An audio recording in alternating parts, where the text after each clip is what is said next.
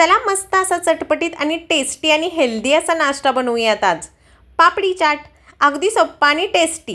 त्यासाठी आपण 1 कप सफेद वाटाणे रात्री भिजत ठेवले, सकाळी त्यात 2 बटाटे घालून मऊसर शिजवून घेतले।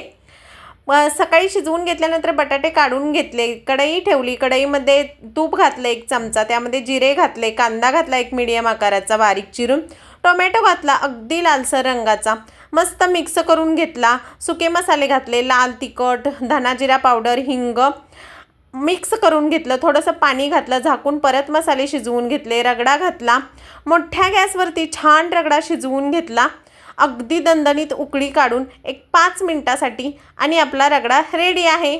चला तर मग आता पापडी चाट बनवण्यासाठी आपण 2 चटण्या घेतलेल्या आहेत, एक ग्रीन चटणी, गोड चटणी, रगडा आणि पापडी।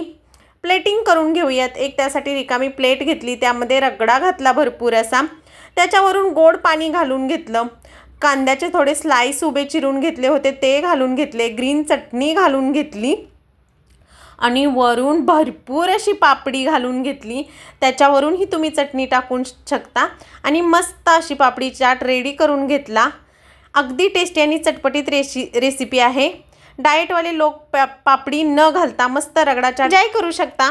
मोठा व्हिडिओ आपल्या चॅनलवरती उपलब्ध आहे, त्याची लिंक या व्हिडिओ खाली देते, तिथून तुम्ही पाहू शकता। व्हिडिओ आवडला तर लाईक, शेअर, सबस्क्राईब।